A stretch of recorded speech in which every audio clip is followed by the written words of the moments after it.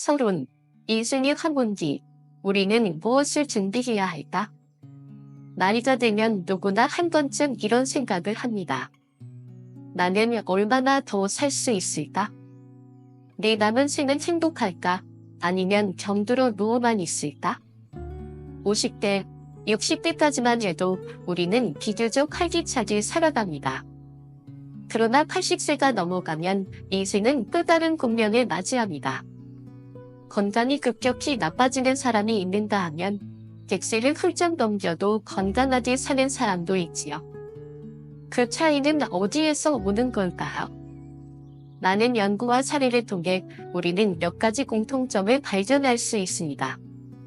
특히 둘들의 가르침을 바탕으로 인생을 되돌아보면 나이 들어도 건강하고 행복하게 사는 법을 터득할 수 있습니다. 오늘 우리는 80세 이후 대부분 노인이 짧은 수명을 사는 5가지 이유를 살펴보고 100세 이상 장수하는 고령자들의 특별한 비결을 나눠보려 합니다. 시지사례와 이야기를 통해 깊이 있는 깨달음을 얻을 수 있도록 편안한 마음으로 함께 읽어주세요. 정과 싸우지 않고 함께 살아가기. 80세가 넘어가면 몸이 예전 같지 않다는 걸 느낍니다. 어떤 달은 허리가 아프고 어떤 달은 다리가 저립니다. 의사에게 가면 이런 말을 듣죠. 연세가 있으니 단련합니다. 무리하지 마세요. 이 말을 들으면 불안해집니다. 이대로 그냥 늙어가는 걸까? 더 건강해질 방법은 없을까? 그런데 놀랍게도 100세 넘게 사는 어르신들은 병을 완전히 없애야 한다는 반박이 없습니다. 대신 병과 함께 살아가는 법을 터득했지요. 불교에서는 시용이 중요합니다. 삶에서 일어나는 모든 변화를 받아들이는 것이 행복의 시작입니다. 몸의 변화도 마찬가지입니다. 한 가지 예를 들어볼까요? 93세 김영수 할아버지의 이야기. 김 할아버지는 젊었을 때부터 건강에 신경을 많이 썼습니다. 하지만 80세가 넘으면서 혈압, 당뇨, 관절염이 한꺼번에 찾아왔습니다.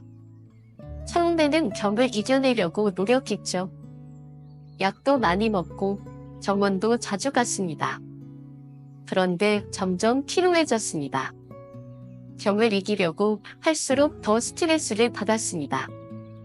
그러던 어느 날 불교명상을 배우게 되었습니다. 정과 싸우지 말고 함께 살아가세요. 스님께서 해주신 이 한마디가 인생을 바꿨습니다. 그 후로 할아버지는 무리해서 건강을 되찾으려 하지 않았습니다. 대신 하루하루를 소중하게 보내기 시작했습니다. 걷기 운동을 하고 소식을 하고 친구들과 감소를 나누는 것만으로도 충분했죠. 그 결과 100세를 바라보는 지금도 무리 없이 건강한 삶을 유지하고 계십니다. 우리는 종종 건강병이 없는 상태라고 생각합니다. 하지만 불교에서는 건강 몸과 마음을 종하다고 가르칩니다. 내 몸의 변화를 받아들이고 너무 조급해하지 않으면 더 행복한 노년을 보낼 수 있습니다. 이제 여러분께 질문을 드릴게요. 지금 내 몸이 보내는 신호를 어떻게 받아들이고 있나요? 병을 없애려고 하기보다 내 몸을 더 아껴줄 방법은 없을까요? 댓글로 여러분의 생각을 나눠주세요. 같이 이야기 나누면서 더 깊이 있는 깨달음을 얻을 수 있을 거예요. 삶의 의미를 잃지 않기.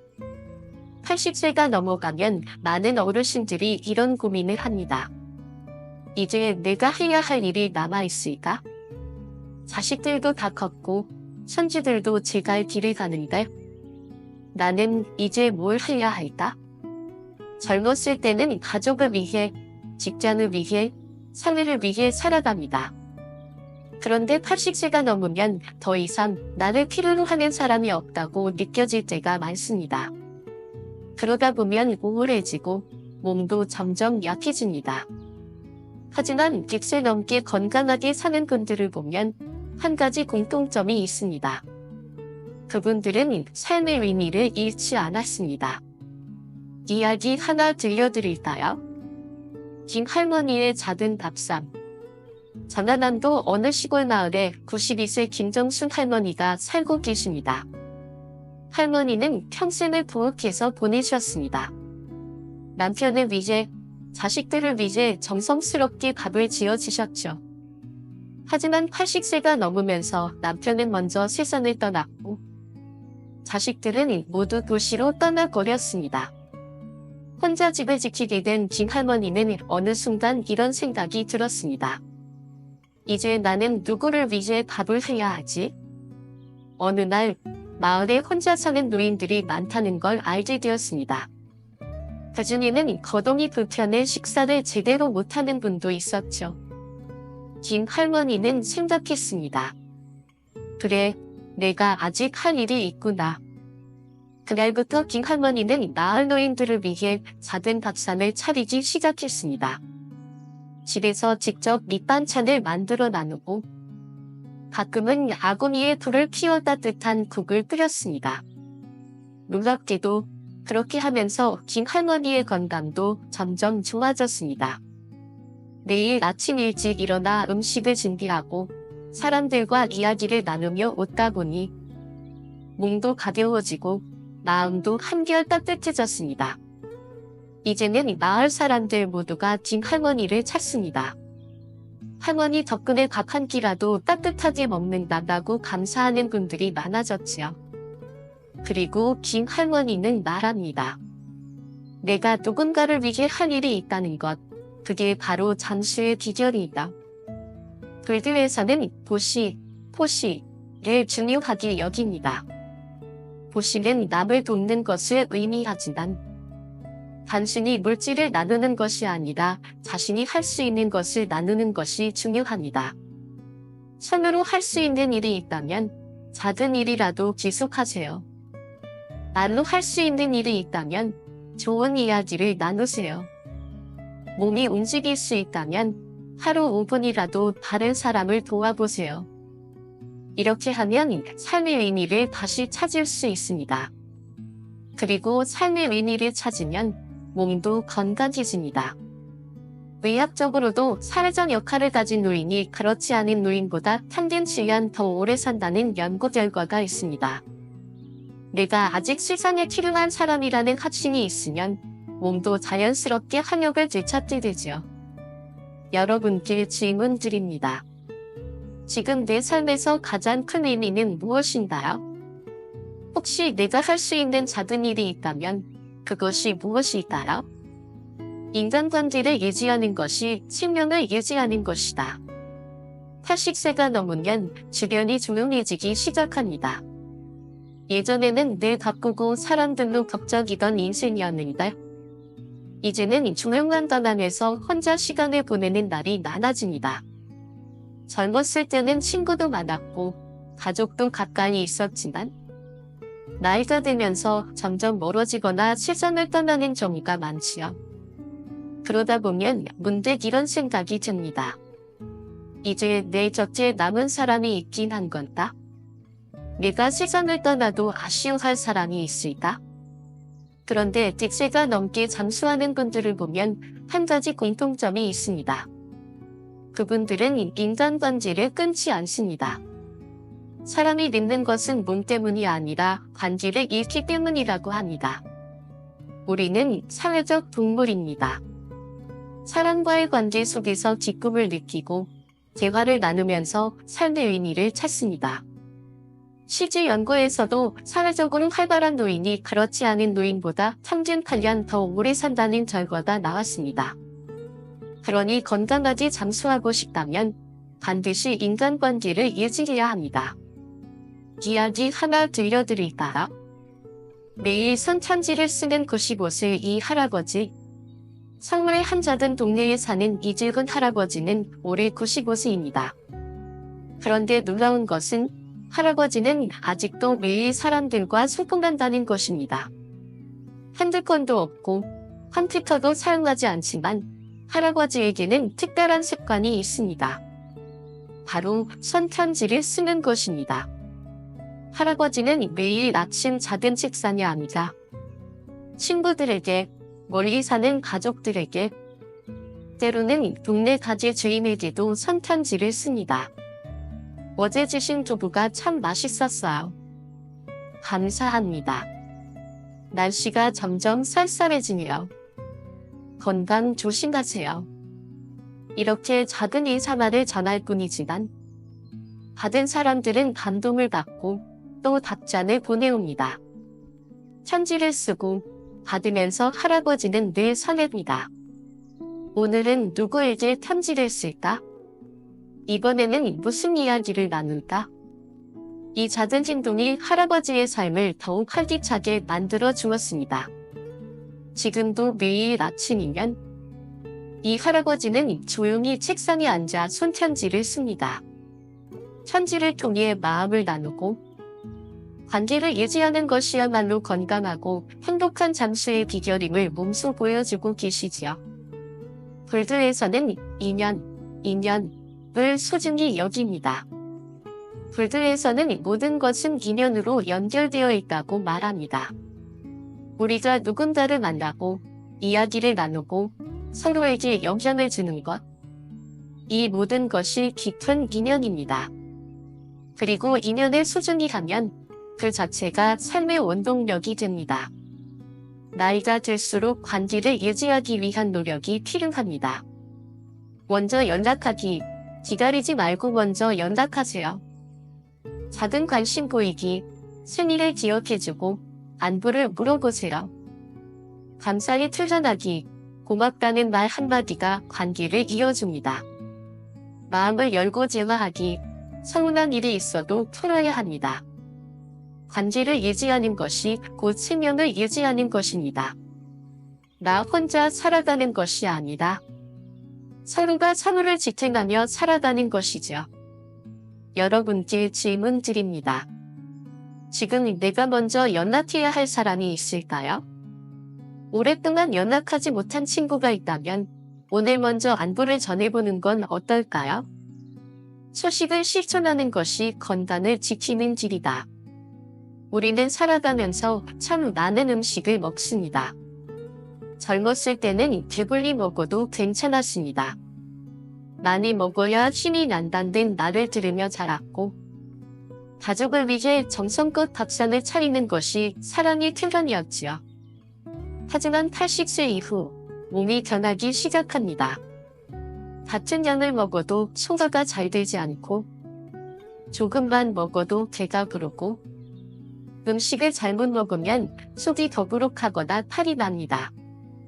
그런데도 우리는 여전히 예전 습관을 유지하려고 합니다. 밥을 안 먹으면 힘이 없을 거야. 고기를 많이 먹어야 건강할 거야. 하지만 100세 넘게 건강하게 사는 분들을 보면 대부분 소식을 실천하고 있습니다. 많이 먹어서 힘을 내는 것이 아니라 적게 먹고 건강을 유지하는 것이야말로 장수의 비결이었죠. 오늘은 소식이 왜 중요한지, 그리고 어떻게 실천할 수 있는지 이야기해 보겠습니다. 80대에도 산을 오르는 박 할아버지의 비결. 경상남도 작은 마을에 사는 박동수 할아버지는 올해 86세입니다. 그런데 놀라운 것은 지금도 매일 아침 산을 오른다는 것입니다. 젊었을 때 등산을 좋아했던 박 할아버지는 80세가 넘으면서 주변에서 걱정을 많이 했습니다. 이제 나이도 있으신데 너무 무리하지 마세요. 그러다 넘어지면 큰일 나요. 하지만 할아버지는 여전히 씩씩하게 산을 오릅니다. 그리고 건강검진을 받아보면 혈압도 정상, 혈당도 정상, 관절도 튼튼합니다. 비결이 뭘까요? 할아버지는 웃으며 말합니다. 나는 소식을 해요. 제가 70% 찼다 싶으면 숟가락을 놔요. 할아버지는 젊었을 때부터 많이 먹지 않는 습관을 들였습니다. 아침에는 따뜻한 보리차 한 잔과 삶은 감자 하나. 점심에는 잡곡밥과 나물 반찬. 저녁에는 가볍게 된장국과 두부를 먹습니다. 배를 채우려고 먹는지 아니라 몸을 건강하게 유지하려고 먹어요. 그 덕분에 몸이 가볍고 늘 활력이 넘칩니다. 무리하게 힘을 내지 않아도 자연스럽게 건강이 유지되죠. 불교에서는 소식을 수행의 지분으로 여깁니다. 부처님께서는 하루 한 끼만 드셨다고 합니다. 그리고 이렇게 말씀하셨지요. 음식은 배를 채우기 위한 것이 아니라 몸을 건강하게 유지하기 위한 것이다. 많이 먹으면 몸이 무거워지고 게으름이 생기고 정이 따라옵니다. 하지만 소식을 하면 몸이 가벼워지고 소화가 잘 되고 활력이 넘치게 됩니다. 소식을 실천하는 방법은 어렵지 않습니다. 배가 70에서 80% 찼다고 느껴지면 멈추세요. 천천히 음식을 꼭꼭 씹으며 드세요. 야채와 자연식 위주로 식사를 바꿔보세요. 저녁은 가볍게 먹고 일찍 드세요. 처음에는 어렵게 느껴질 수 있습니다. 하지만 몸이 점점 가벼워지고 활력이 생기는 걸 느끼게 될 겁니다. 실제로 연구에 따르면 소식을 실천하는 사람들은 그렇지 않은 사람들보다 평균 10년 이상 더 건강하게 산다고 합니다. 소식은 단순한 식습관이 아닙니다. 건강을 지키고 잠수하는 가장 확실한 방법입니다. 여러분께 질문 드립니다. 지금까지 많은 음식을 어떻게 먹어왔나요? 혹시 조금만 줄여도 괜찮지 않을까요? 자연과 함께 사는 것이 장수의 길이다. 나이가 들수록 우리는 자연에서 멀어지게 됩니다. 젊었을 때는 산과들을 뛰어다니고 흙을 밟으며 마음껏 자연을 누렸지만 나이가 되면서 점점 실내에 머무는 시간이 많아지지요. 80세가 넘어가면 바깥 외출이 줄어들고 하루 종일 TV를 보거나 집 안에서만 시간을 보내는 경우가 많습니다. 하지만 100세 넘게 건강하게 사는 분들을 보면 한 가지 공통점이 있습니다. 그분들은 자연과 함께 살아갑니다. 자연 속에서 걷고 햇빛을 쬐고 바람을 맞으며 흙을 만지고 계절의 변화를 몸으로 느끼며 살아갑니다. 그렇다면 왜 자연과 함께하는 것이 장수의 비결일까요? 이야기 하나 들려드릴까요? 시골 텃밭을 가꾸며 객세를 맞이한 윤 할머니.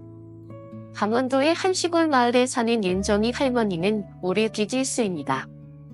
할머니는 매일 새벽이면 마당에마다 작은 텃밭을 가꿉니다. 이 손으로 흙을 만지는 게 내 건강 비결이야. 윤 할머니는 80세가 넘었을 때 주변 사람들이 이제 몸을 아끼라고 말했습니다. 괜히 무리 가지 마시고 집에서 편히 계세요. 하지만 할머니는 손을 놓지 않았습니다. 매일 아침 햇살을 맞으며 텃밭을 가꾸고 채소에 물을 주고 새소리를 들으며 하루를 시작했습니다. 그 결과 지금도 할머니는 허리가 꼿꼿하고 식사도 잘하시고 매일 마을을 산책하며 활기차게 생활하십니다. 나는 자연과 함께 살아서 건강한 거야. 할머니는 늘 이렇게 말씀하십니다. 그리고 실제로 자연 속에서 사는 분들이 도시에 사는 분들보다 더 오래 건강하게 사는 경우가 많습니다. 불교에서는 자연과의 조화를 강조합니다. 불교에서는 자연과 인간이 하나라고 말합니다. 우리가 자연을 떠나면 몸과 마음이 약해질 수밖에 없습니다. 흙을 밟으면 면역력이 좋아집니다. 햇빛을 받으면 비타민 D가 생성되어 뼈가 튼튼해집니다. 바람을 맞으면 기분이 맑아지고 우울감이 사라집니다. 그래서 100세 이상 장수하는 분들은 자연과 가까이 지내는 습관을 가지고 있습니다. 자연과 함께하는 생활을 시작해보세요. 매일 30분이라도 햇볕을 쬐세요. 집 앞이라도 걸어보세요. 화분을 키우거나 작은 텃밭을 가꿔 보세요. 비 오는 날 창문을 열고 빗소리를 들어보세요. 자연 속에서 생활하는 것만으로도 몸과 마음이 건강해지고 수명이 길어진다는 것을 느낄 수 있을 것입니다. 여러분께 질문 드립니다. 나는 자연과 얼마나 가까이 지내고 있을까요? 오늘은 밖에 나가 햇볕을 쬐어보는 건 어떨까요? 여러분의 경험을 댓글로 나눠주세요. 자연이 주는 치유의 신, 함께 느껴보면 좋겠습니다. 나무리 80세 이후 삶을 어떻게 살아야 할까? 지금까지 우리는 80세 이후 건강하고 행복하게 사는 5가지 비결을 살펴보았습니다. 정과 싸우지 않고 함께 살아가기, 삶의 의미를 잃지 않기, 인간관계를 유지하기, 소식을 실천하기, 자연과 함께하기. 이제 여러분께 묻고 싶습니다. 나는 앞으로 남은 인생을 어떻게 살아갈 것인가? 이 5가지를 하나씩 실천하다 보면 100세까지 건강하고 행복한 삶을 살 수 있을 것입니다.